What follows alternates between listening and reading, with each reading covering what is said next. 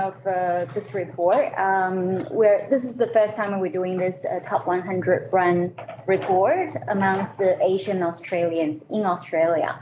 And we're planning to do this quarterly, and if not every 6 months. And we're going to focus on different industries each time. And this time we're focusing on tourism, sports, events, and hotels and airlines, anything entertainment related. This is perfect time, like Virginia was saying earlier. We're at the tail of COVID, and everyone's talking about recovery strategy. And this report will definitely guide the brands to come up with proper, effective recovery strategy targeting this particular audience. All right. I want to give you a quick summary, and I will tell you why. So first thing first, one of the key findings is that Australian brands, from research, we find out Australian brands are struggling to find a voice to capture the attention of our Asian Australians, Asian diaspora in Australia. And often the relationship has been described as very transactional. And that's problematic because if we're talking about very transactional relationship, there's no conversion conversation. And that's one of the reasons we work with quite a few clients very closely to make sure we understand them to build that meaningful long-term relationship. So as we go through the report, and you understand why we mean by this particular insight. Okay, I actually want to do this very, very quickly. So we are very multicultural. Australia is one of number 9 in the world, most multicultural society. So just very quickly around the room, shout it out, what's your cultural background? We're all Australians, but what's your cultural background? Like, obviously, I'm Chinese. I was born in mainland China, but grew up in Malaysia and worked many years in Singapore before coming to Australia. So that's my cultural background. Just want to very quickly go through, shout out, what's your cultural background? American. American, okay, there we go.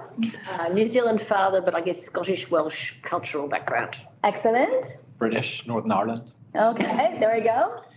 German and Irish. Okay, all right. Lots of boring English and Irish with a smattering of German, French Canadian. That's the exciting bit. Right, okay. Okay, so go on, because something happened to my screen and I'm not sharing anymore for some reason. Myself Australian, my father's English, so English heritage. There you go. Okay. Who else? Born in China, now surviving with English, living in German part for quite a few years. And Japanese was my first foreign language, and I could swear in another 5 languages. And you're married to a New Zealander. Excellent. Naomi? Yeah, so I'm obviously Australian, and way back there was a bit of German, that Smith background, and then Irish and English as well. Yes, my background's Irish.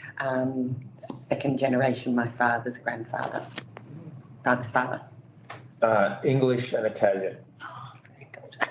Right. We're done. Oh, Zach. Can we get Josh? The screen's not sharing for some reason. Sharing now. And I don't even know how to go to the next one. Does it work? It I'll go grab Josh. Okay. All right. Can I can help you. Yeah. Can you please share? Technology. Oh my God. I think just to make this experience more smooth for this hybrid sort of approach, for guys who are joining online, if you have any comments, you have anything to contribute, just type into the chat function, and then we'll have someone to share towards the later part of the presentation. Okay? Are you plugged in, Isabel, to the... Yes, but the thing is I logged in, so I'm not allowed to actually plug in. Right. Yeah, that's what Josh helped me. Isabel, so the Asian Australian we talk about, are they? Yeah, I have a specific slide for you. Yeah, all right. Yeah, on the breakdown. Do you want to share, James? I've got the report, but it might not be your most recent version, is it? Right. Annie, do you want to share your screen for now? Yes. Well, Share my screen. thank you so much.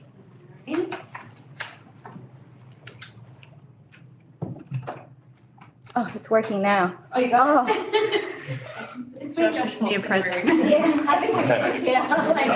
Yeah, so the Everything works when IT appears. yeah, that's nice. Have you turned on and off the computer? That's the only thing you do. Okay. Okay. All right. So just that very exercise, as you can see, that we are truly multicultural, and we are migrants to some extent. All of us are. So what happened is I want to share with you the latest ABS data before we go into the actual report insights. According to the latest ABS data, we can see more than half of the population right now in Australia, they are migrants. And we're talking about first generation migrants and the newer migrants, or at least one of their parents were born overseas. So we're talking about, we often, from cross-cultural perspective, we often use this term cold communities, culturally and linguistically diverse communities versus mainstream. But what's happening now is the mainstream is no longer the mainstream that we think about. The mainstream really consider as first generation or second generation migrants. That's what's being made up in Australia right now as we speak. The other interesting finding is that even during COVID, this particular census round was done during COVID, if you know. There's a lot of countries actually still going through lockdowns. So we actually have very small percentage of, you know, the temporary visa holders. So majority living in Australia during that time, they actually also showing, majority of them actually migrants are from Asia. Asia is taking over Europe during that time. So we are truly multicultural. That's the first point I want you to take away. Second point is from that migration population, Asia is taking over. We're talking about big cohort here. So to answer your question, Chair Yen, the research amounts close to 500 Asian Australians.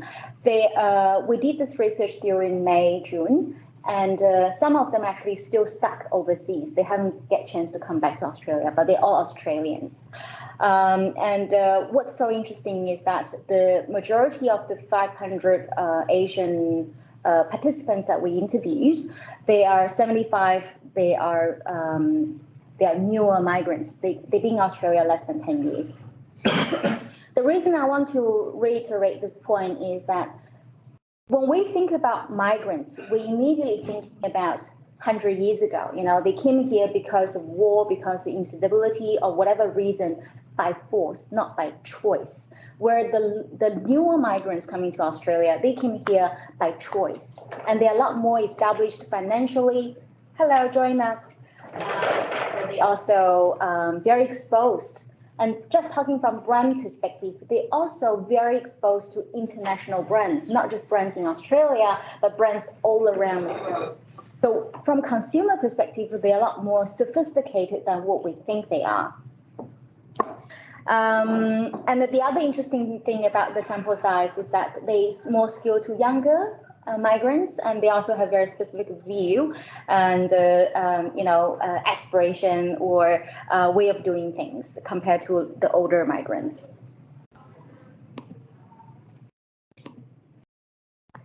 Now let's go straight to the insights. So we top 100 brands. So we tested by top 100 brands specifically within tourism, entertainment, sports events,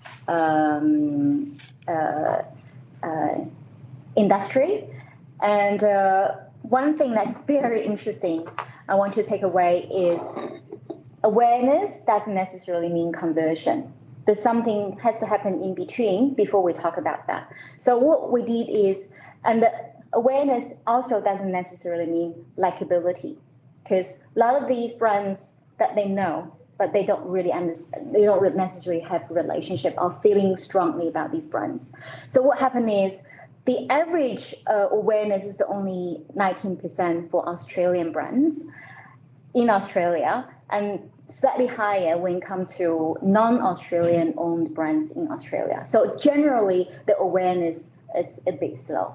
Within that, you can see the top brands are Virgin, Qantas, Jetstar, airlines, obviously, Opera House, Crown. These are the top brands that's well known, aware, top of mind recall, very high amongst the Asians in Australia.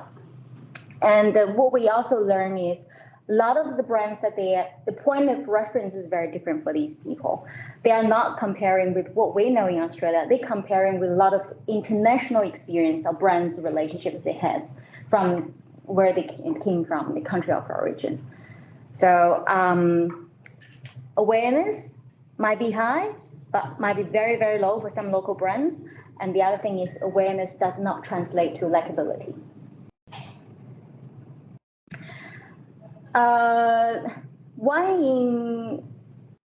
One in three Asian consumers have no strong opinion about Australian brands. So what I want you to see, the brands on the right, you can see. Crown awareness is very high, as you can see, 75%. Qantas is also very high. Melbourne Cup is very high. Unfortunately, the likability, the feelings, the emotional attachment, the relationship is very low. About 37% and 33% of them feeling neutral, meaning that, you know, even you hate about brand, at least there's a bit of emotion involved. This is no feeling. That means there's absolutely no stickiness, no brand loyalty, no familiarity to begin with. So yes, awareness is very high, but we haven't done the job to really build that relationship with them.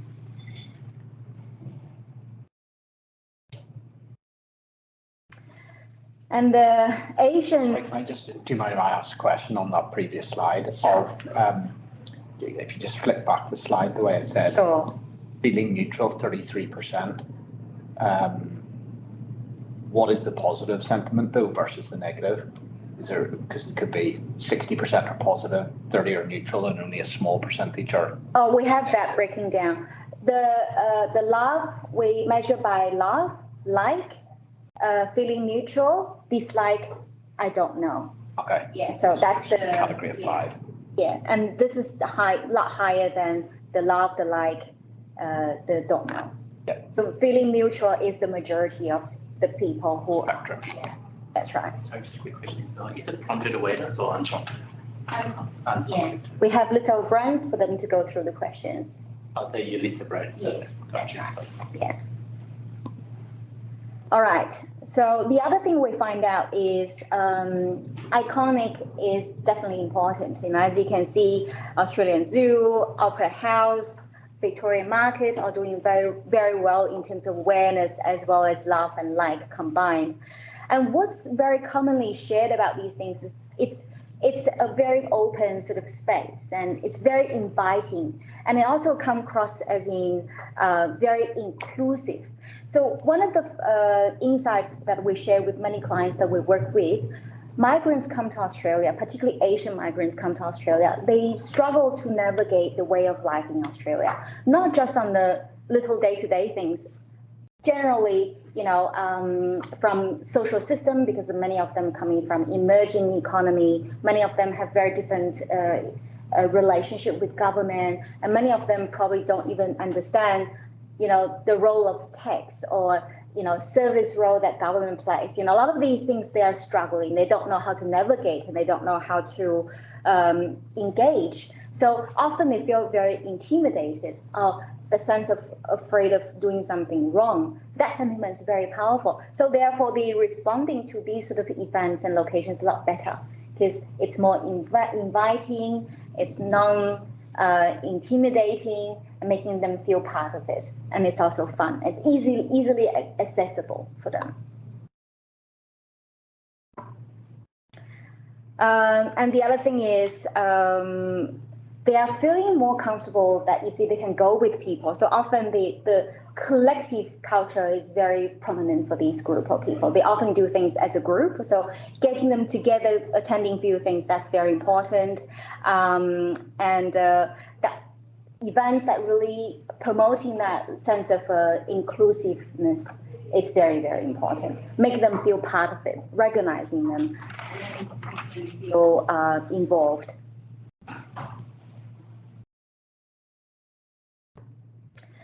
So come back to hotels specifically, that's a bit of a push and pull factors. Lot of brands and organizations think that Asians like things to show off their status. They like things luxurious. It's not wrong with that, but it's a bit more than that. It's a bit of push and pull factor. For two reasons, Asians behaving like this. One, yes, they do like that sense of status, that sense of luxuriness. But two, also, they don't really know anything about our local brands. They have no relationships with our local brands. So therefore, a lot of the messages we're trying to engage with them, one is not probably really targeted at them. Two, without that relationship, without that familiarity, the message is not getting through. So as you can see, the awareness for some of the local brands are extremely low. Let's not even talk about the likability.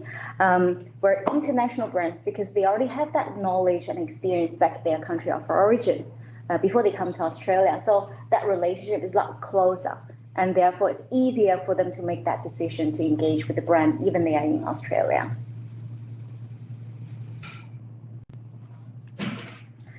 And this is another good example of awareness is very high. Qantas and Jetstar awareness is very high, but we're looking about 30% to 40% of feeling nothing.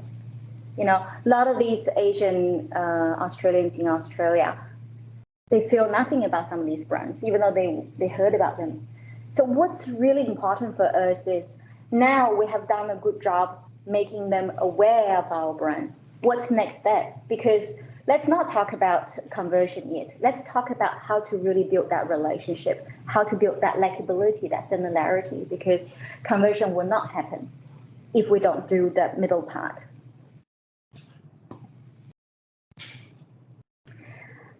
Sporting brand, we have VRC here, also Open and AFL. I don't know, anyone from AFL, Daldin? Kim. Oh, okay, Kim. Hi, Kim. So we actually did a piece of research specifically on AusKick for Kids program 3 years ago. Hi, Kim. She just sent a message. So that research, we had a lot of really great insights about, how to leverage on that platform, quite established platform, to attract Asian kids from young. And because COVID, I think we need to pick up that conversation again. But I think all these three organizations facing very similar issues here. We have the awareness, as you can see, but how do we convert them? That's always the big objective here. And the conversion doesn't happen until we really engage with them and build that meaningful relationship. So as you can see, the percentage of not feeling much about it, feeling neutral, is still very high for these events and the organizations. Now, this is the interesting part. Away from the data, and we're going to show you the something very unique about our Asian diaspora in Australia. So Asians generally, when we do research, we do see Asians generally a lot more brand loyal compared to our mainstream Australians. Mainstream Australians generally less brand loyal because a lot of them feel brands are very similar, and they don't really have that equation of brand equals to status or brand equals to quality. Where for Asians, that's two very prominent sort of mindset, brand indicating certain value and certain status. So what we're saying is that 84% of consumers, they will say they were very loyal. Once we convert them, they will stay with us. So that really tells a very powerful story that why we want to engage them, why we want to convert them, because they will stay with your brand. And just to reiterate the point earlier, we need to engage with them. That engagement, that meaningful engagement happens. And what happened is a lot of brands and and organizations been doing a very good job to creating that awareness. You know, they will engage with influencers, they will engage with, marketing efforts to do something that's a little bit ad hoc, very tactical. But that doesn't really stay with these consumers. What really stay and really translate to that conversion is when friends and family sharing that experience, and they're likely to go and purchase and buy into a brand when they are friends and family who had a similar experience and they can leverage on, and that's where the conversion happens. So we really need to engage the community, and we also have to engage on the emotional level to their heart. Do you see that number's different for, because you're talking about Asian Australians, do you see it differently from us? Chinese specifically? We do have slides later to talk specifically about Chinese diaspora in Australia. Yeah.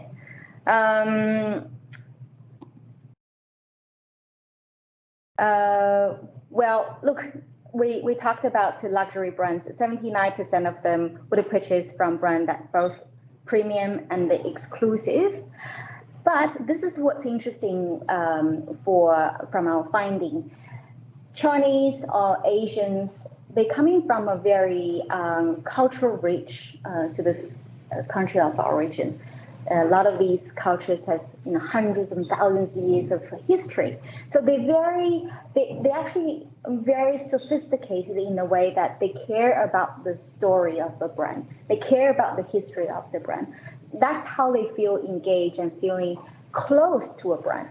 So Australia, generally, we're a young nation, and a lot of the brands that they lack of we're building brand lack of storytelling, and that storytelling is actually very powerful for this particular audience.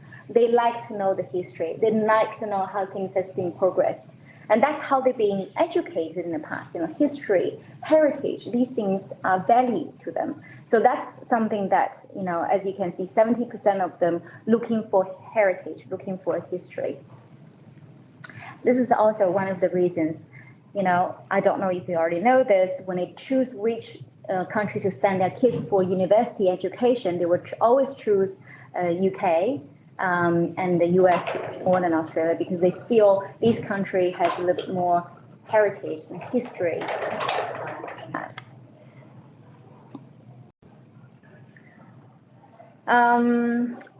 This is interesting. So when we did this round of survey, a lot of these Asian consumers, they haven't stopped shopping.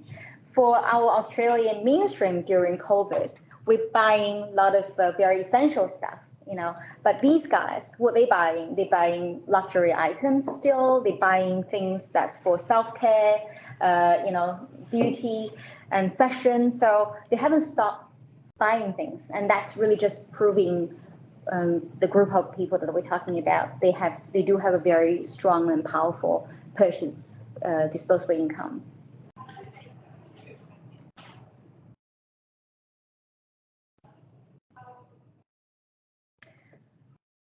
All right.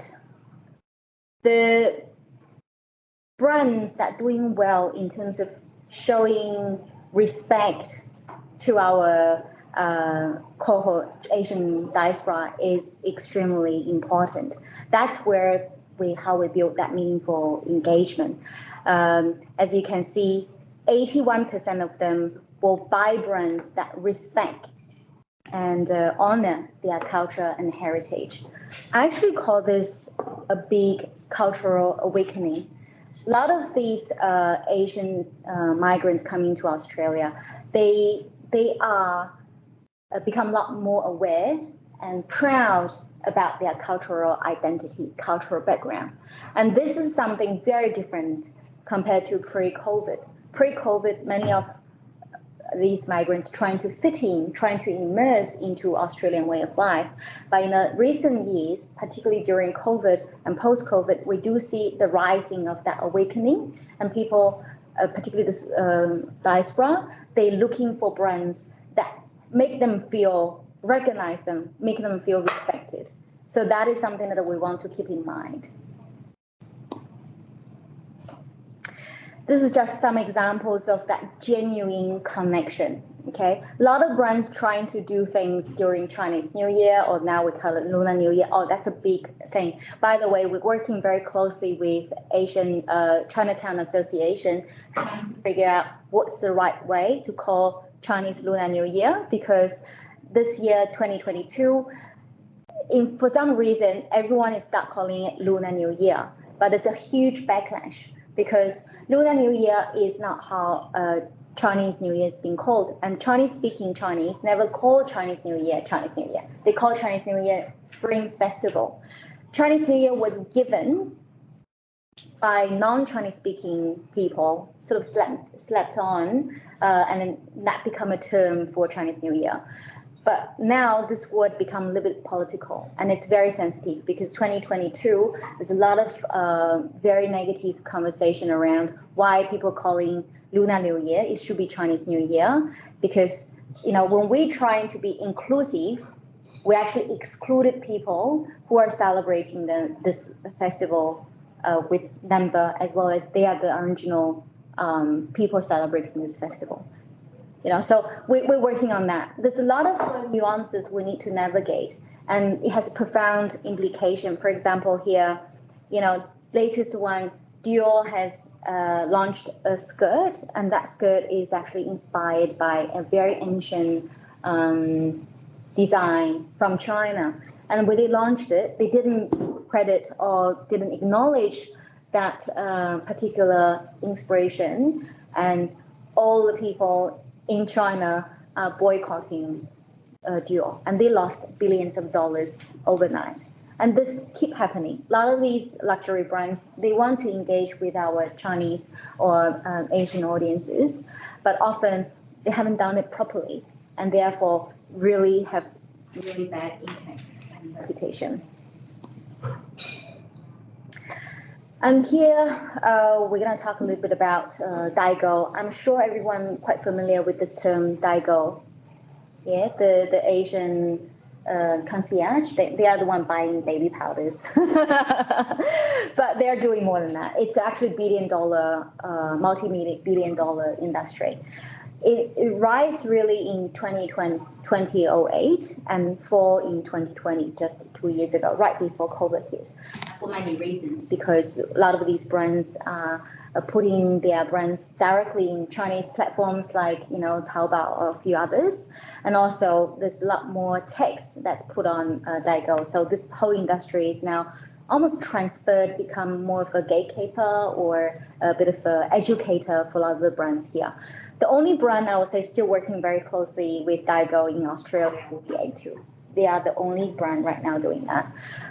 Don't know if it's effective, but what's more effective, which I'm going to talk about, is the local diaspora. One of the reasons, before we're thinking of engaging with the Asian diasporas in Asia, do not forget we have a great pool of people here in Australia. They are our Asian diaspora. They are your brand referrers.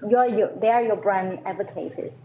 They are the one really sharing that experience, sharing their understanding and perception about your brand to people in their country of origin. And that is very powerful. As we know earlier, 80% of people will buy brand in those countries because their friends and family recommended.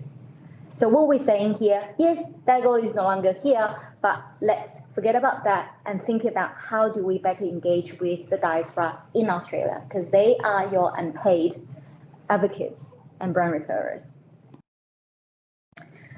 Now from here, we're going to see Chinese speaking diaspora in Australia. When I say Chinese diaspora in Australia, they are not homogeneous. We're talking about first generation all the way to sixth generation.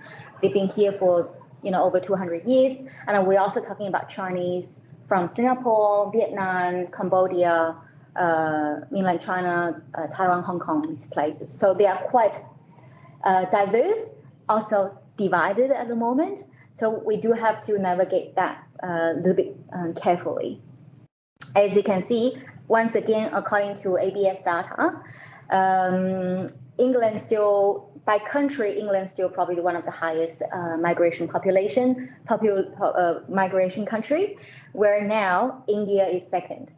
But this is during the lockdown in Australia, and China hasn't opened up yet. So we might see this change a little bit in next year. So this might be temporary. One way or the other, India and China, these are the two biggest migration population we want to look into by numbers. And just to share a little bit more insights, Indians generally less willing to spend money.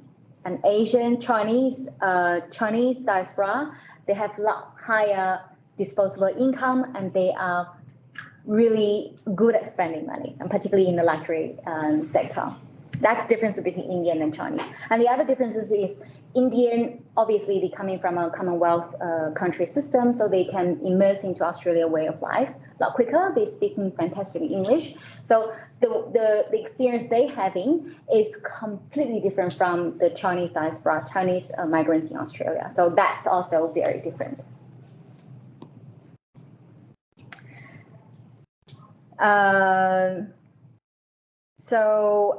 As I said, the role of Daigo is really missing. So we really, before we're looking about cross-border, which a lot of us in this room were thinking about the cross-border, we really need to look within Australia first before we think about cross-border, because you're double the effect.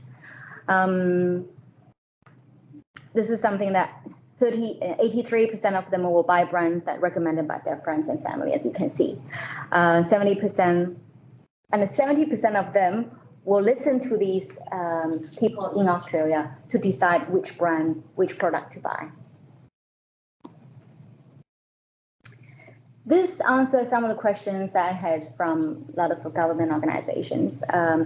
In the past, if we have this, kangaroo logo there, we kind of just know it will sell, but that's no longer the case. And that's evidently in our data and in our survey. So made in Australia is great. We have great credibility still, but it just does not really drive that conversion. And the flip side of that is because Asian customers and shoppers generally, they are exposed to brands all around the world, and they see a lot of similar things. And we're talking about wine, for example. They're not comparing all the brands within Australia. They're comparing wine from America, from South America, from Europe, So they are looking at a much bigger platform than us. So in a way that we really have to look into things that making them hook, making them tick, and the innovation, and you need something different, something really stands out. That's something you want to shout about, and no longer just about made in Australia. That's those, golden era is pretty much gone. And yes, I think the elephant in the room is how do we better engage with Chinese, particularly Chinese from mainland China, Hong Kong, and Taiwan, because we are talking about 1.4 to 1.6 million of them in Australia. So how do we better engage with them? And one of the problems is a lot of clients we've been working with, they are trying to shy away from this because they worry they're going to step into the hot water, and a lot of them are just not sure, not confident enough to be able to come up with proper strategy to engage with these consumers and shoppers and communities. And what happened is you cannot shy away from it. One, they are more than half the population. Two, it is really shaping their decision in what brands to buy, what products to use, who to give their loyalty to. So as you can see, I prefer to buy brands that understand and respect my cultural heritage. And to answer your question, that rising of nationalism is very high amongst the Chinese from mainland China, particularly from mainland China. And that is definitely has something to do with what's going on in the whole world. And even more interesting is this happens more amongst the younger diaspora. As you can see, over 40, it's only 78% of them agree with this statement. It's over 84% that age below 40 will think that. So what that means, rising of nationalism, which is kind of overlapping with, their cultural identity, because they are become a lot more confident and proud about where they came from and proud about their cultural identity. So that is something that what's happening with a lot of these luxury brands, they start to boycotting a lot of these brands because they feel they haven't been respected, they haven't been engaged properly, they haven't been acknowledged properly. As you can see, just to show you the numbers, 40% of them have above the age 40 has boycott brands in the past because they feel disrespected. And we're talking about billions of dollars lost here and the reputation issue. Okay? Do you have an example? Oh, I think were you Wrongly represented, so like what? The dual one? Did you see that particular slide? The one using chopsticks. Right? Yeah, the D&G is a good example. The latest one is dual one.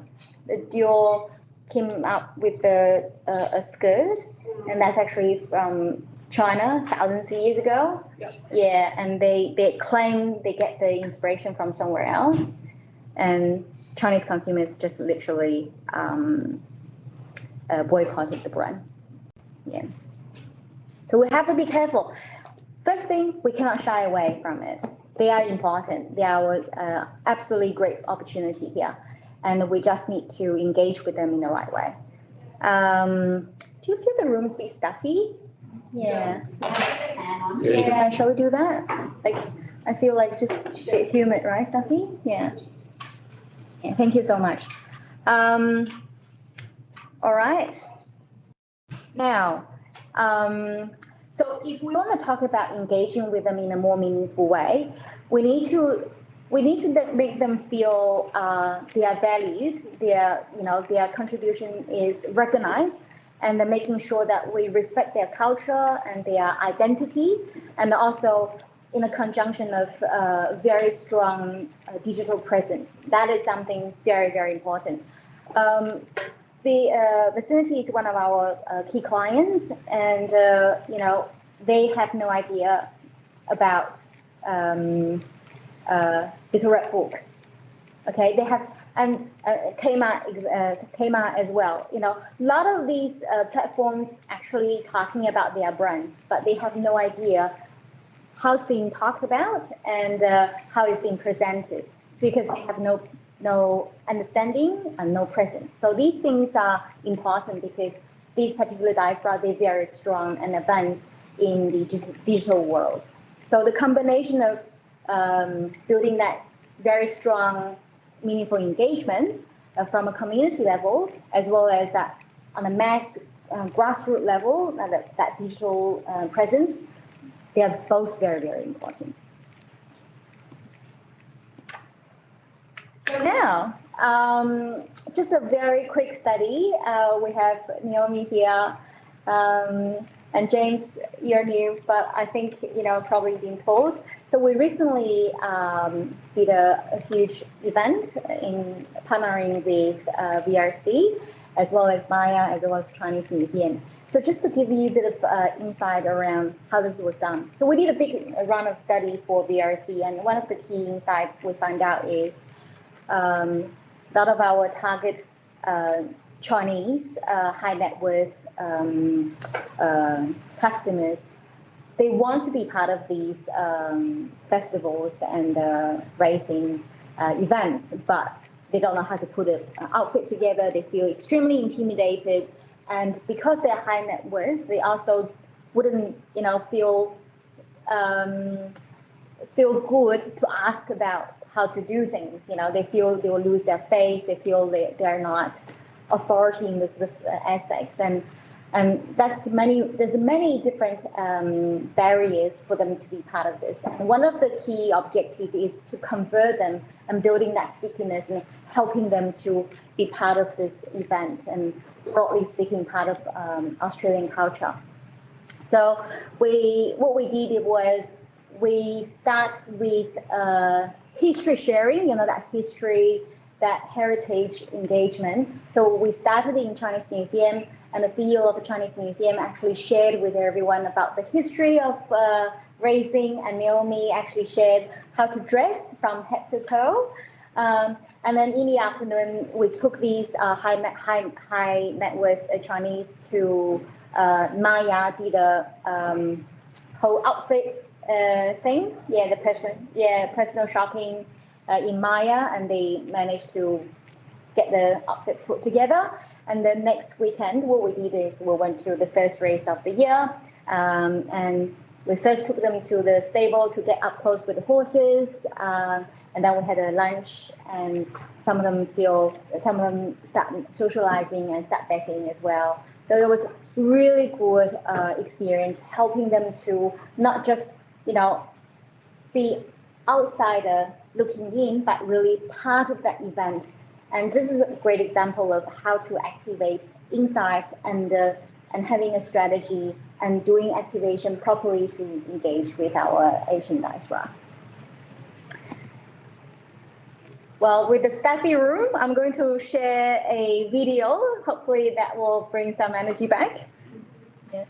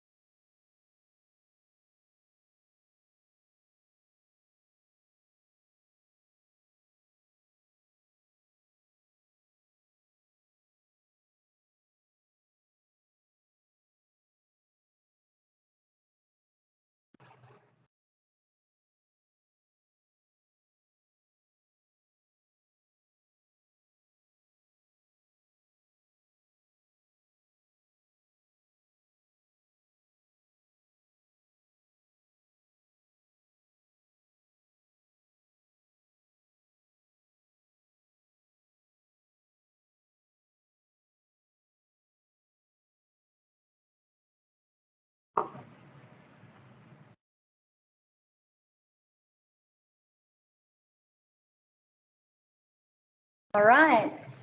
Yeah, that's just an example of from insights to strategy to activation, and eventually leads to foundation for all the partners. So that's what we're trying to achieve. Yeah.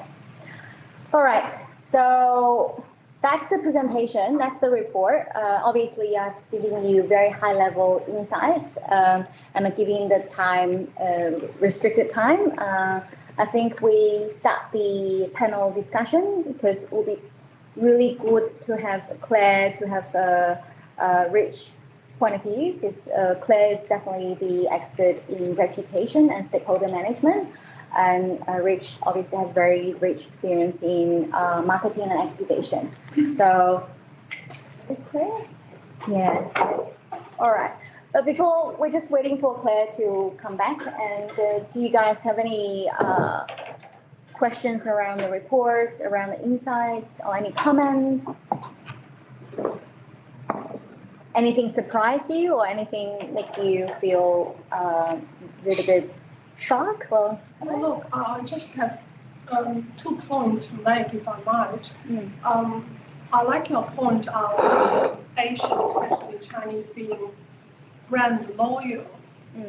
I would say, my observation, it is more a brand conscious. They're very much conscious of the brand. So Asian would like to spend money just for brand instead of for the substance. They may just like the brand, LV bag, those two letters. So that's one. They're very, very, very conscious.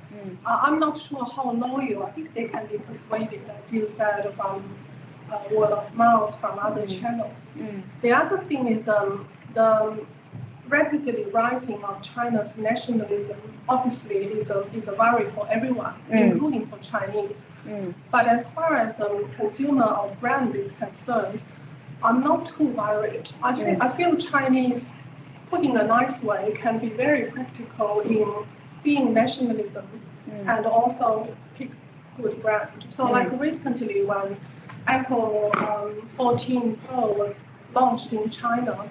I know with Jingdong, with JD.com, just a couple of minutes before they start launching, they have more than 1 million people waiting to buy that. It was really expensive, but it's not many buy Huawei or Xiaomi. And you could see, yes, they're very patriotic, but they also want good foreign brand. So Absolutely. I don't see that it's problem. They do have the So, spending yes. power as well. I think they're very practical. It's very sophisticated. Absolutely. Okay, shall we?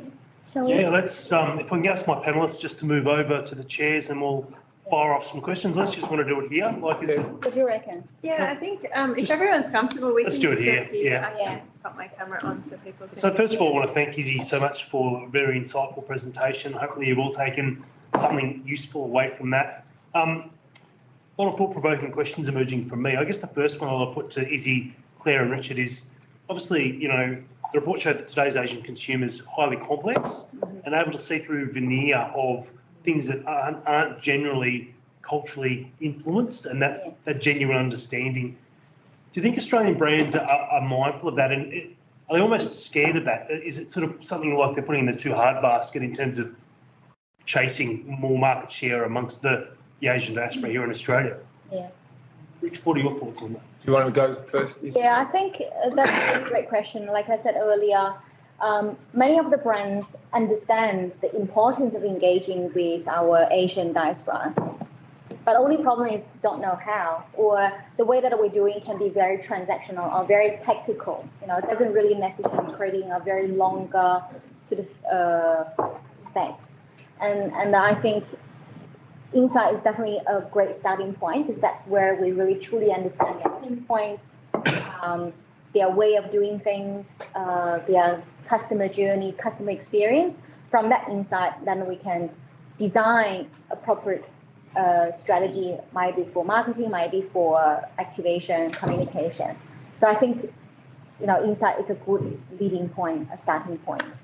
I think to your point about fear, I think part of the issue is people jump in or organisations jump in and then things happen, circumstances change, geopolitical circumstances change. And so what looked like a strategic execution from a marketing or brand point of view is tactical by its nature, and there's nothing to fall back to. There's nothing in the organisation that says beyond the commercial imperative or the commercial outcomes that we're looking to seek in terms of spreading our brand, hitting a new market, being able to sell more product, or looking at it purely through that lens. It's understanding what's our strategy, what's our social purpose, what's our position as an organisation, and how do we make sure that everything that we do in terms of our execution from a public relations marketing point of view ladders back to what we say, how we feel, how we position ourselves as a brand. And I think oftentimes those questions aren't asked up front. So you do the market research and the marketing team may well believe that that's actually, okay, we've got a commercial imperative here and we've got KPIs about where we want to go in terms of our brand or product, but it's not necessarily aligned with the diversity and inclusion policy within the organisation or its policies around employment or cultural awareness and cultural awareness training. So the retail assistant on the floor or the person at the reception desk, potentially at the front door, hasn't gone through that same training, and so you're welcoming more Asian consumers into your brand to engage with your brand, but you haven't done the work behind the scenes, and so that's where that disconnect can happen before you then you actually end up having a much better outcome from a PR and marketing point of view.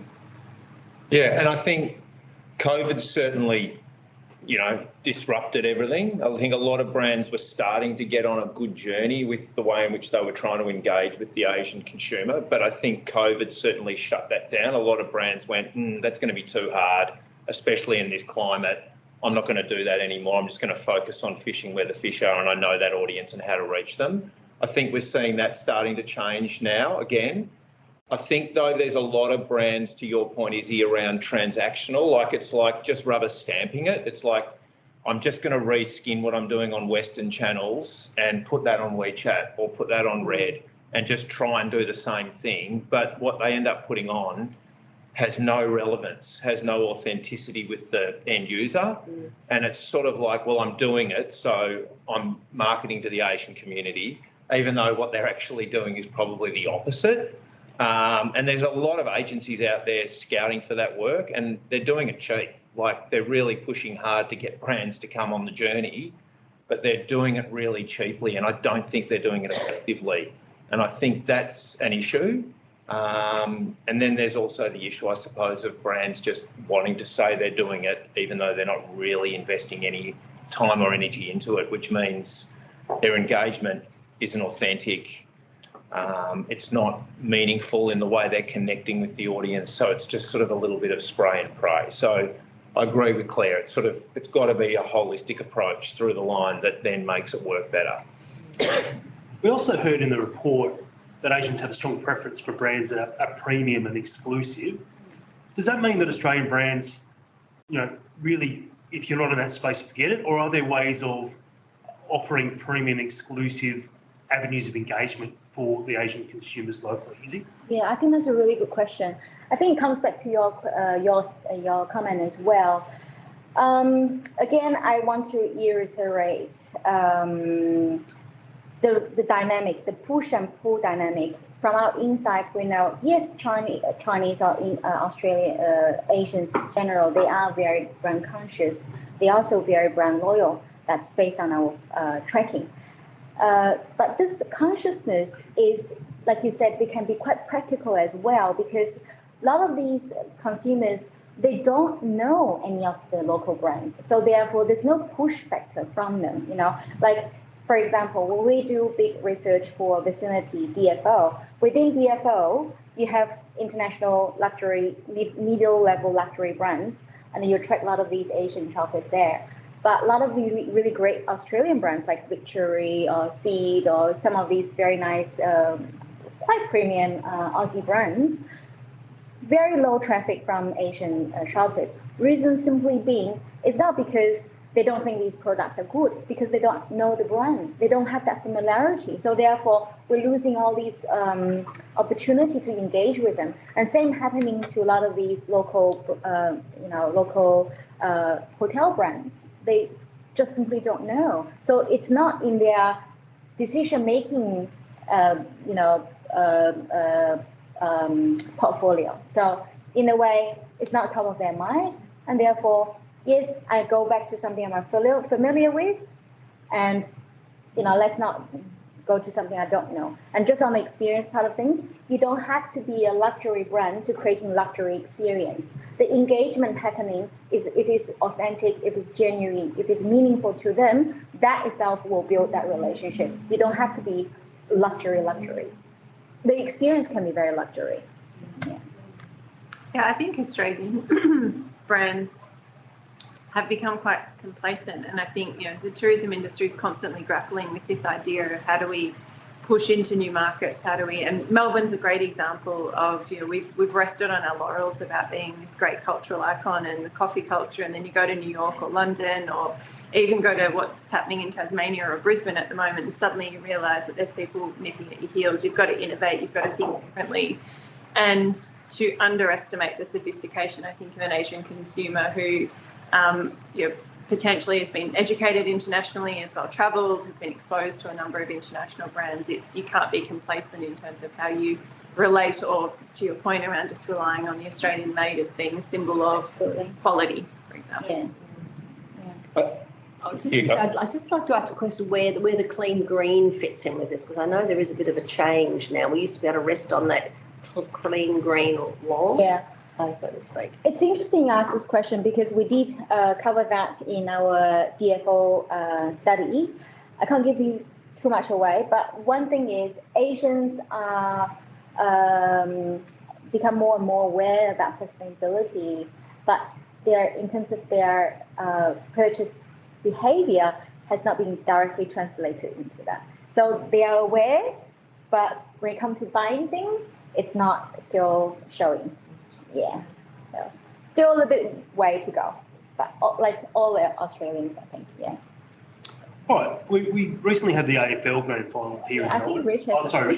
All I was going to add is I think that it's a massive missed opportunity for a lot of brands that don't perceive themselves to be luxury to not be talking to the audience, because it's a massive audience when you think about it in the scheme of Asian Australians. I think it makes up something like 12% of our population now. So it's a big audience. And, you know, for those brands out there that don't think they're luxury or therefore not, you know, perceived to be a luxe brand, they're missing a massive opportunity, because those luxe brands that do it really well, I think, are getting somewhere. I think David Jones as a brand does Asian marketing pretty well. You know, they've hired a lot of Mandarin speaking staff. They've grown their WeChat account pretty significantly. They do the cultural moments really well. They understand those moments and they do them well. So I think when a brand gets it, it's not too hard to add it to its marketing mix, but you need to invest the time up front to understand the audience and how that your brand relates to them. Absolutely. Yeah. I suppose that word luxury is a doorstop, and Andre might agree with many products, because there has been so much over the last few years about luxury product. In terms of the hotel market, we've had so much new product in Melbourne that is all luxury. And they actually did really well with staycations in the local market, because they had that luxury platform and they offered, and Langham was one of them, that luxury experience within the hotel. Whereas the Quest I saw up there, Punt Hill, that 4.5 star offering, that it was not known as luxury, that actually struggled more so, because you didn't have as many opportunities to have the product that the others used to rely on. And so I see that the opportunity now you've spoken is, it's that word luxury that's missing the opportunity for those brands. Because you still use those brands and then said luxury, but if they don't actually put themselves in that position of luxury, is there another way that they can see themselves still selling their product or marketing their product to the market that is luxury? But I think also not every Asian consumer is always chasing the luxury experience. Yeah. So it'll be different. Yeah, so the Langham obviously automatically, in my opinion, delivers that luxury experience because of what it offers. But a hotel like Punt Hill might be able to, by providing something else, you know, doing a brand partnership with another brand that elevates its brand as well, or something like that. It's on authentic experiences. Yeah. Or customize or personal experience. Yeah, I would recommend. I'm Chinese, right? And I spend time in US, UK, Middle East, but I travel around and work in different international cities. So I would recommend, if you want to get attention with these Chinese or Asian customers, you need to use their language sometimes. For example, recently I visited Sydney, and they do have Chinese language menus, and that's very convenient. Bear in mind that some migrants, they don't speak English. Yeah.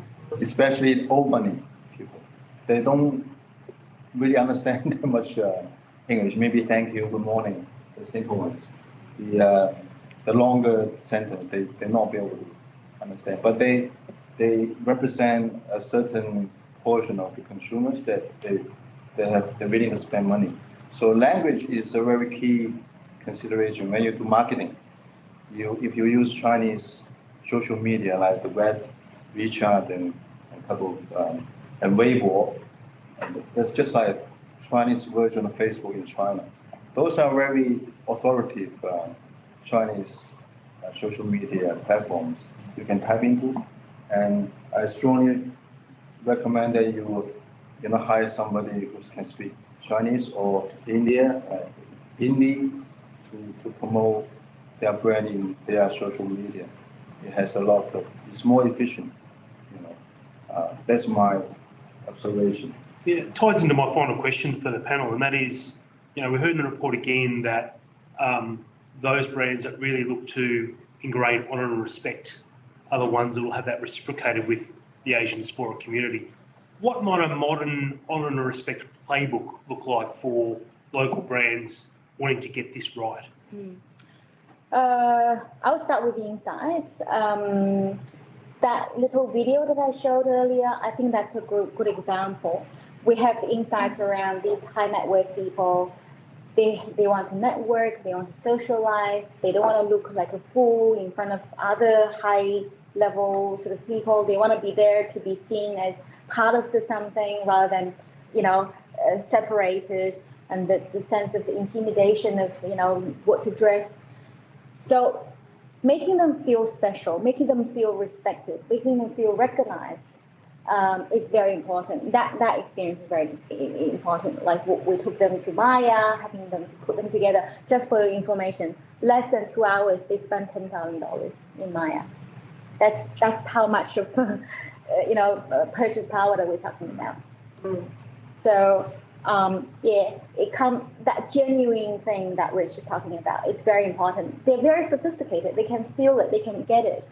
And if they don't feel respected, they don't feel acknowledged, we lose whatever we said. We lose that credibility. So that's where the opportunity. I think, I'm here banging the drum about corporate affairs, so but I'd probably go a step before the insights piece. Like once you used it a lot, Izzy, during the research about brands needing to build relationships with people. So I think the days of audience segmentation and customer segmentation and focusing on your sales pipeline as being the thing that is the only way you represent your brand are gone. The blur between how you operate as a business and the products you serve and the marketing campaign, like that is how we operate now, and that's the expectation people have of brands, and people are actively calling people out on those things as well.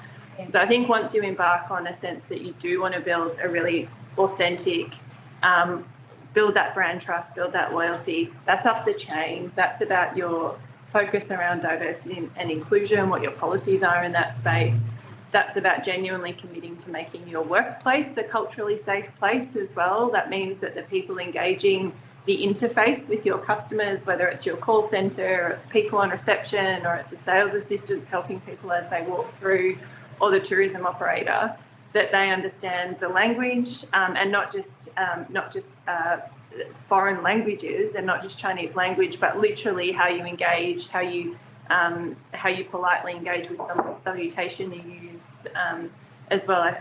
Those things are important because you can have a beautiful above the line or brand campaign or PR-led campaign, and the first experience on the ground breaks it because the poor sales assistant who's not been in the job for 5 minutes has not been given that same, and that's where that idea of baking it into your own story. Like if we are, that history matters, that corporate storytelling is really important, particularly in the Australian market where you have brands that don't have the legacy of a Burberry and other brands that have long, really interesting and compelling stories to tell, like an Oxford or a Cambridge, for example. Yeah. How do you bake it into who you are? And then it is genuine because you can follow that thread all the way back. And from a PR point of view, you follow it all the way back and it's embedded in the business. So I'd say you've got to take a step back, be all in on what's our intention, what's our driver for this? And if it's just a commercial imperative, ask the question again and keep asking it until it's not, until it is a genuine corporate position, then do the research, then figure out your market and then execute a really well executed, really beautiful campaign. Yeah, I agree, Claire. I think the other thing too is that the experience, and I suppose this is for you guys from the VRC or even the AFL guys on the call, I think it's about thinking about what they want. Like they might not want to come and see the horses run. They want that sort of experience that comes with the whole event. And often I think what a lot of events don't do is create something bespoke that audience can latch onto and feel a part of or feel connected to. And to Claire's point, I think it's that storytelling part, of taking them back in time to understand where the Melbourne Cup's come from and how it's all sort of eventuated, right? And then give them a little slice of that experience, even if you had, a personal concierge, that was able to sort of take a tour or do something that was a little bit behind the scenes or a little bit different. And I think to your point, Izzy, earlier around going in a group, like I don't think they're going to go to the AFL and buy tickets just to go and see Richmond play Carlton on a Friday night as individuals. But if we could look at how we could take them as an experience and a group of Asians that wanted to have that experience together, that's going to be a really rich and immersive way of connecting with them. I think it's just thinking about what works for them and what they like versus just going, let's get them along. You know? Yeah, you're absolutely right. And oh, sorry. Oh, no, I was going to say, yeah, look, we definitely did sort of start those initiatives. And I think Izzy, part of the group that came out the other week, was to do a behind the scenes or tour. When you get to Flemington, it's such a huge ground. We've got such a nice story to tell, from going into the parade ring to see the horses before they run, having a look at all of our, the statues and history. We definitely do behind the scenes tours at different points if people wanted to come out to the grounds outside of a race day. And then in 2019, we introduced an international visitor centre where it was for first-time visitors that were coming either in groups, travelling in groups, or wanted to join a tour. And we were doing that both in Mandarin, we did Japanese tours as well. So take them just to really give them a bit of an education piece. So take them to different high points on course and then let them go and experience the rest of the day. So it went for about 45 minutes to take them through, because when you get there and there's 80,000 people on course on cut day, it can be overwhelming if you're not speaking the language. Totally. So it was to grab a map, find out what's on, do a bit of a tour on the front lawn, have a look at the history of the roses and how that evolved, and then take them into the park where the live music and fashion was, because that's what they're there to see. They might not be there for the horses. They don't understand. They can't read the form. But it was just a quick education. Then we had some translated material on how to bet if they wanted to.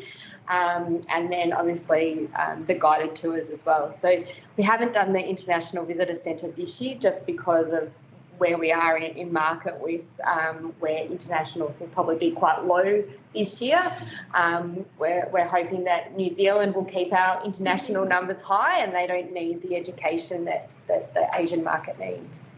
I think, though, that Izzy's point earlier, though, that the advocacy that exists in the current Asian residing here is massive, and for a word of mouth piece, like for them to be able to come and experience your event and then share with their friends back home how awesome it was, that's going to be, a massive kick for them to come next year and go, That's right. I want to be a part of that experience with you guys next year. Sort of. Yeah.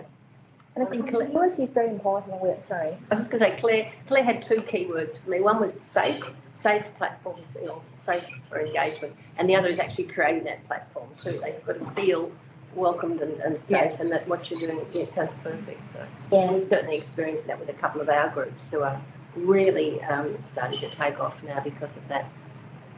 I noticed Jane's got her hand raised in the.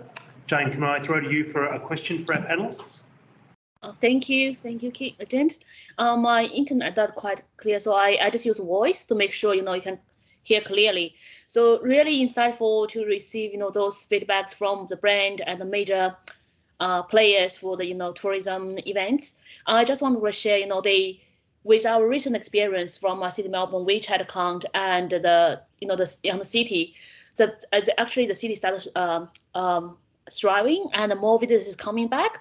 Our City Melbourne's, the visit hub, the visit services resumed with, city ambassadors again come on the street to, help with visitors and showcase the city. And we start to do the recruitment of international students for the volunteer program who has a background in their home language to assist, internal visitors or multicultural communities who would like to come to the city. We have the, well-trained students ambassador to support with. So just would like to wave the flag. If you have any major events would like to share and to promote, you can freely use our Just Melbourne, which is quite well-established website. We do attract about 2.5 million, visitors these days. They're reading it, and with our Chinese WeChat, City Melbourne WeChat account, we pick the, the signature and premium event translated into Chinese to circulate the social media through WeChat on a weekly basis. Like this week, our post is the Melbourne Fashion Week to be held on the 10th of November to 16th of November. And we feel that's going to be the joint efforts. If you want to build up the consumer's experience, it should be an inclusive culture, make them have the sense of belongings. With kind of, the offering on the city, you can see people show you, the visitor ambassadors to show you what's happening in the city, in the the multi-language brochures, and with the language talk to you, your home language talk to you, how you get access to it. And there's a website get accessible from online. There's the service, the like operators to show you where's the physical location.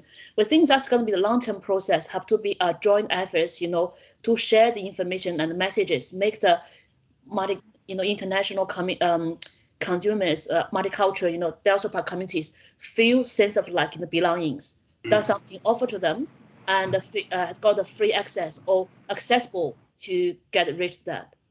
Thank you. Absolutely. Thanks, Jane. Open up for any other questions for our panellists from anyone. Did you have a question around AFL? I did have a question around AFL, and that was sort of, we had the grand final recently, and I know that AFL have sought to develop the China market. They've taken competition games there, etc. Yeah. Yet the study sort of showed that, again, for our Asian diaspora, the lack of engagement there is still a real issue. What advice, or you mentioned the Auskick example. I think that's one strategy to try and sort of engage the families. But what other things would you be recommending the AFL look at in terms of fostering some of that more genuine engagement moving forward? Kim, I'm not sure I'm actually part of AFL working group, because AFL has a multicultural working group, and often they bring so-called different experts to that working group and come up with strategies. And what I feel is that particular working group might be useful for a very specific strategy, but not necessarily really bringing that conversion. Yeah. So, Kim, what do you think? Do you have any thoughts now with the insights and coming, we have a new season starting. So yeah. Look, thanks, Isabel, and great to hear you're on that working group. And look, I'm relatively new to this role, but I think, I think, with these sort of insights, anything we can do that's a bit more segmented and sort of looking at, that fan engagement strategy and definitely the advice around, that sort of experience for a particular audience, so to ensure we've got translators and just that storytelling, I think is a really powerful way that we can tell a bit of the story of the AFL and look to engage, different audiences. I think, we are looking at sort of reigniting and building on a broad multicultural strategy. We know that we need to do that as a sport to engage the current population and for future sustainability. So that's right. Yeah, I think the insights are really great, and I think we need to sort of take a whole business approach and look at fan engagement, events, potential athlete engagement, and then the participation side of things, which is where my role sits. But really appreciate the insights, and I'll look to share them across our business as well. Yeah, I think just on that point, what Rich said earlier, the key word for me was immersive, putting them together and having immersive and genuine, authentic experience is the key to conversion. And a curated experience. That's right. That's a good word. That's right. Yeah. That's right. And I think the AFL's probably a really good example of what I talked about earlier, is being really clear on your strategy when engaging different cohorts within the community, particularly different multicultural cohorts. So the AFL's got 800 plus athletes, and it's constantly trying to feed that beast, plus it's got AFLW players now as well. So a lot of its engagement with multicultural communities over the years has been partly about generating talent. Whereas the Chinese market engagement and Asian engagement is a different beast again around fan engagement and eyeballs, and it's market entry. You're competing against the biggest game in the world, the game that everyone actually calls football, Melbourne. That's a massive challenge when you're competing with brands the likes of Manchester United and others who have an absolutely captured market there. Yeah. I think being realistic for the AFL about this is market entry. It's going to take a really long time. It's going to take a number of different tacks, and it is a long game. This isn't we go in and I think, Rich can probably speak to this more. A lot of brands think that it's a kind of a tick and flick and we'll see an ROI really quickly. It's just not. That's just not how this plays out. You've got to be in it for the long haul, and therefore you've got to be committed over a long period of time. Totally, yeah. Yeah, really good point. All right, any other questions? Or should we jump up, grab a bite, grab a drink and have a... Say farewell to the online people. It's been very insightful, and thanks so much for giving us all the opportunity to hear. So did you want to say? Thank you for joining us today, and hopefully some of these insights will help your strategy to better engage with our Asian diaspora in Australia. Speaking on behalf of the community, I think it is two-way, and it's, from brand perspective, we definitely will get return, measurable return, substantial amount of return, and from a community perspective, they want us to reach out to them. They're ready, they're waiting. So, yeah. Thanks, Izzy, and thanks to our panellists as well. Please join me. Okay, bye guys online. Is there anything you could share with us on the .com we could share? Yeah, sure. We will have one pager summary of the report, and just for my team. Sure, absolutely. And if you want, I can organize a presentation to you and your team. I think it'd be great. Yeah, definitely. We can do some follow-ups after this too. I think it's very useful. It's lovely to hear the organisations that are actually reaching out and doing something, because we've been through this horrible time when COVID hit and there was a lot of racism happening, and we certainly at ACBC did our best to try and help. But everybody's just trying to reach out and making it easier and creating those platforms for engagement. I know, Andre, you were doing all sorts of things as well. So there's been a lot of different attempts. I think, the more we can do, the better. So it's lovely to be part of this, and congratulations on the report.